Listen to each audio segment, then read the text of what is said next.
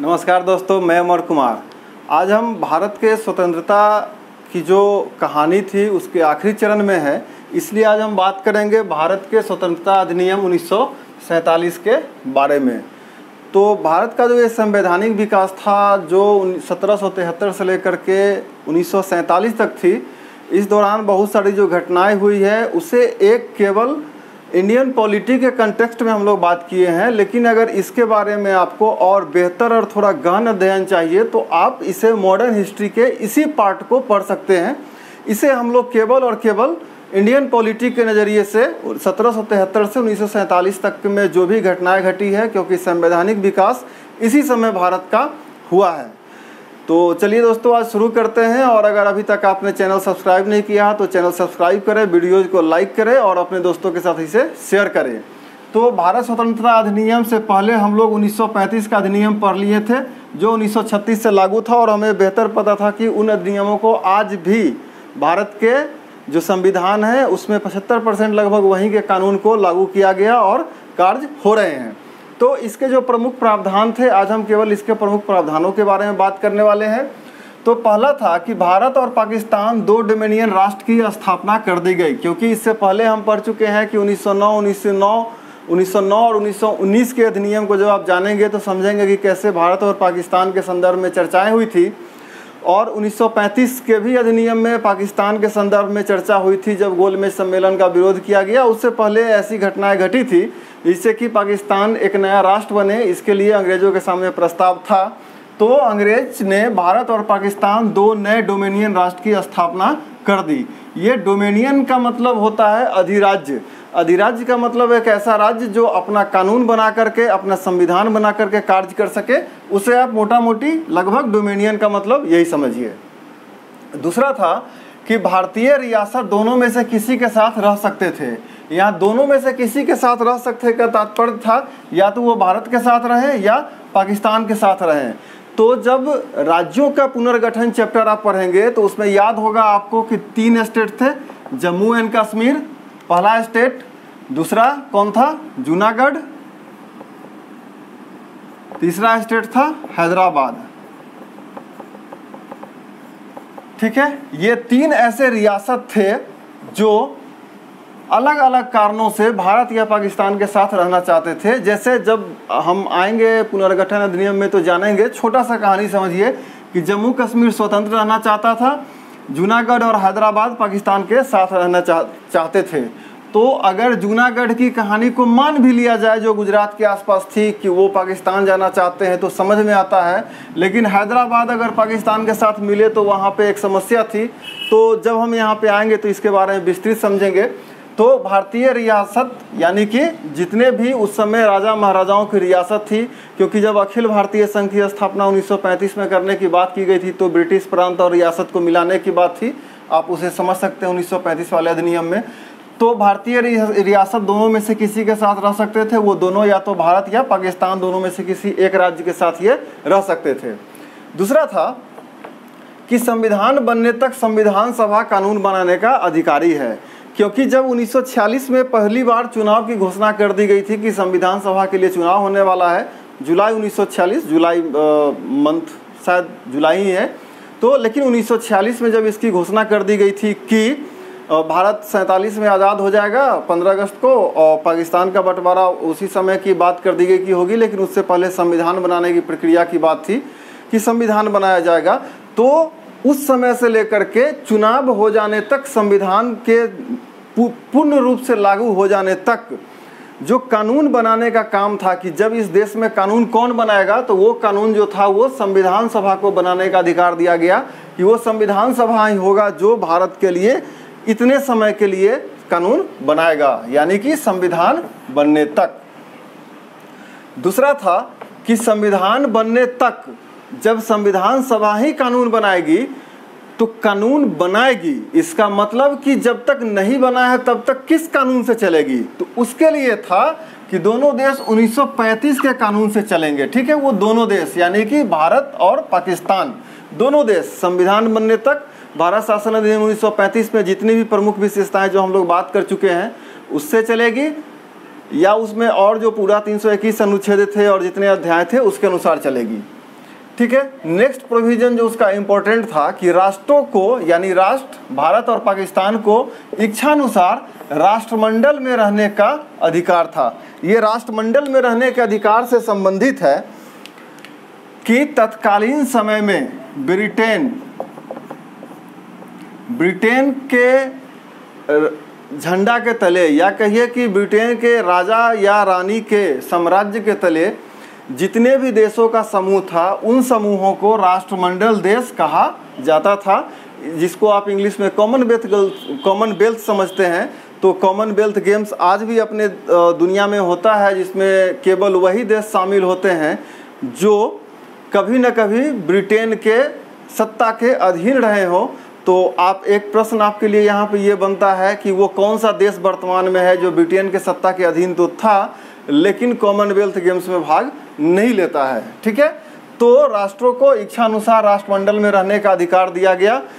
तो इस इच्छानुसार में भारत और पाकिस्तान दोनों अभी भी राष्ट्रमंडल के सदस्य हैं और भाग लेते हैं।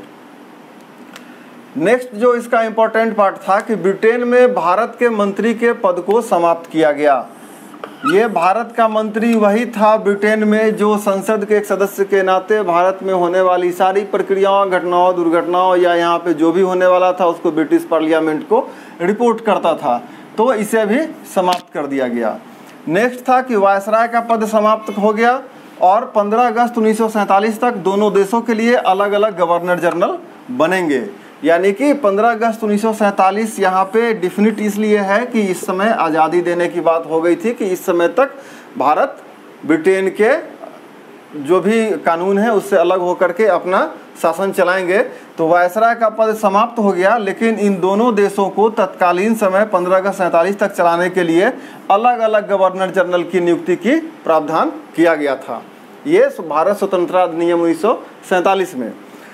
दूसरा है नेक्स्ट है कि चुनाव होने तक प्रांतों के विधानमंडल कार्य करते रहेंगे। यानी कि जब कानून बनाने की प्रक्रिया होगी तो वहाँ पे ऊपरी सदन, निचली सदन की जो विधानमंडल की बात थी, खासकर वो जो प्रांत में था, ठीक है, प्रोविंसेस में जो था, तो जब तक चुनाव नहीं होता है, यानी कि 1951-52 में चुनाव भारत में हुआ था, पहला आम चुनाव। तो चुनाव होने तक प्रांत का जो विधानमंडल था वो एज इट इज कार्य करते रहा। वहाँ का जो भी फंक्शंस था वो भारत शासन अधिनियम 1935 के हिसाब से चल रहा था और वहाँ पे कानून बनाने का जो प्रक्रिया था वो संविधान सभा ही कानून बना रही थी। जो इसका नेक्स्ट है कि भारत सचिव का पद समाप्त किया गया और भारत का सम्राट शब्द को खत्म कर दिया गया। ये भारत का सचिव आपको याद है जो ब्रिटेन को रिपोर्ट करता था, और भारत का सम्राट, ये एक प्रश्न है आपके लिए कि किस अधिनियम के तहत या कौन से कानून के तहत भारत के साम्राज्ञी को, जो भारत की महारानी के रूप में उसे भी घोषित किया गया था। तो ये इन दोनों चीज़ों को यहाँ पे समाप्त कर दिया गया। ये आप मोटा मोटी समझिए कि इस कानून के तहत उन प्रक्रियाओं को समाप्त करने का कार्य किया गया जो अभी तक भारत स्वीकार नहीं करना चाहता था। नेक्स्ट है कि 14-15 अगस्त 1947 की मध्यरात्रि को भारत में ब्रिटिश शासन का अंत हो जाएगा। ये भारत स्वतंत्रता अधिनियम 1947 में ही वर्णित था, जो माउंटबेटन की योजना के तहत भारत में स्वतंत्रता का जो ये अधिनियम बन रहा था उसमें ये वर्णित था कि 14-15 अगस्त की मध्यरात्रि, यानी कि जो हम 15 अगस्त 1947 को जो आज़ादी की बात करते हैं तो वो 14 अगस्त के लास्ट, यानी वो 12 बजे वाली जो समस्या थी उस समय जाकर के ये काम हुआ था, इसीलिए 14-15 की मध्यरात्रि को कहा जा रहा है। नेक्स्ट है कि 1946 में बनी संविधान सभा को स्वतंत्र भारत की संसद के रूप में स्वीकार किया गया। अभी जस्ट ऊपर हम लोग बात किए थे कि भारत में संविधान सभा के लिए जुलाई 1946 में चुनाव हुआ था, तो उसी समय जो संविधान सभा का निर्माण हुआ था वो स्वतंत्र भारत की संसद के रूप में स्वीकार किया गया। यानी कि 15 अगस्त 1947 से लेकर के 52 तक, यानी कि पहला आम चुनाव तक जो संविधान सभा था उसमें चुने गए सारे सदस्य ही सांसद के रूप में काम कर रहे थे। भारत में उस समय जो तत्कालीन कानून बनाने की प्रक्रिया की बात हो रही थी उस पर कार्य कर रहे थे। तो स्वतंत्र भारत के संसद के रूप में काम करने का जो दायित्व था वो संविधान सभा का था, जो 1946 में चुने गए थे सारे लोग। और जब संसद के रूप में काम किया गया, यानी कि 1952 से पहले आपको पता होगा कि देश में अंतरिम सरकार का गठन कर लिया गया था। तो जब आप पॉलिटी के उस सेक्शन को पढ़ेंगे तो उस समय कौन रक्षा मंत्री थे, शिक्षा मंत्री थे और कौन विदेश मंत्री थे, वित्त मंत्री थे, ऐसे सारे सवाल रेलवे और एसएससी में ही अब वो आता है। तो उस नज़रिया से भी अगर समझे तो इम्पोर्टेंट बात ये है कि उस समय जो अंतरिम सरकार का गठन किया गया था, उस अंतरिम सरकार के में प्रधानमंत्री का पद पंडित जवाहरलाल नेहरू को दिया गया था और नेहरू जी को प्रधानमंत्री पद का शपथ कौन दिलाया। ठीक है, तो इस प्रश्न का जवाब डॉक्टर राजेंद्र प्रसाद देश के प्रथम राष्ट्रपति मत समझिएगा। नेहरू जी को शपथ दिलाने वाले लॉर्ड माउंटबेटन थे, जो तत्कालीन समय में भारत के पहले गवर्नर जनरल 15 अगस्त 1947 तक थे। इसके बाद ये प्रक्रिया बदल गई, गवर्नर जनरल सी राजगोपालाचारी, अगर मैं गलत नहीं हूँ तो उनको बनाया गया था संभवतः, और उसके बाद इस पद को ख़त्म करके राष्ट्रपति वाली जो व्यवस्था थी अपने देश में, क्योंकि तब तक संविधान का निर्माण जो था वो ऑलमोस्ट पूरा हो चुका था। आपको बेहतर पता होगा कि 49 से ही संविधान के कुछ प्रक्रियाओं को देश में लागू कर दिया गया था, नागरिकता वगैरह, क्योंकि देश के बंटवारा में लोग इधर से उधर हो रहे थे। तो इन सारी प्रक्रियाओं को लागू कर दिया गया था, लेकिन देश में जो चुनाव था वो 1952 में हुआ था। तो लगभग भारत स्वतंत्रता अधिनियम के जो मुख्य प्रावधान थे वो इतना ही थे, जिस पर भी हम चर्चा किए हैं। इसके बाद जो हम शुरू करेंगे वो है अपना संविधान की अनुसूचियाँ। ठीक है, आप जानते हैं कि 8 अनुसूची मूल संविधान में थे और बाद में आकर के 4 अनुसूची जोड़ी गई, तो 12 अनुसूचियाँ वर्तमान में हैं और संविधान के जो इतने भी भाग हैं। तो पहले हम अनुसूची को पढ़ेंगे, एक एक करके सारे अनुसूचियों को पढ़ेंगे, क्योंकि अनुसूची पे कभी कभी इतने अस्पष्ट और उलझे हुए सवाल आते हैं कि आमतौर पे खासकर जब आप सिविल सर्विस के एग्ज़ाम में होते हैं तो वो थोड़ा बहुत कन्फ्यूजिंग होता है। तो उस नज़रिए से हम कोशिश करेंगे कि आपको अनुसूची को बताएं। और इसके बाद जब हम पॉलिटी में चलेंगे तो जो देश में पॉलिटी में अगर कुछ करेंट इवेंट्स हो रहे हैं तो उसके साथ हम वीडियो में आपसे बात करेंगे, लेकिन जो रेगुलर आपके लिए वीडियो आएगा वो भाग के हिसाब से आएगा, पार्ट वाइज। जैसे पार्ट 1 में क्या है, पार्ट 2 में क्या है, पार्ट 3 में, so on we will move to the part wise the Indian constitution. तो आज हम बस इतना ही तक के लिए है कि भारत का स्वतंत्रता अधिनियम 1947 के प्रमुख प्रावधानों के साथ समाप्त करते हैं। तो अगर आपको वीडियो अच्छी लगी हो तो काइंडली इसे लाइक करें, चैनल को सब्सक्राइब करें और अपने दोस्तों के साथ शेयर करेंगे। तो मिलेंगे अगले वीडियो में जहां हम इंडियन कॉन्स्टिट्यूशन के शेड्यूल्स के ऊपर बात करेंगे। तब तक के लिए थैंक यू।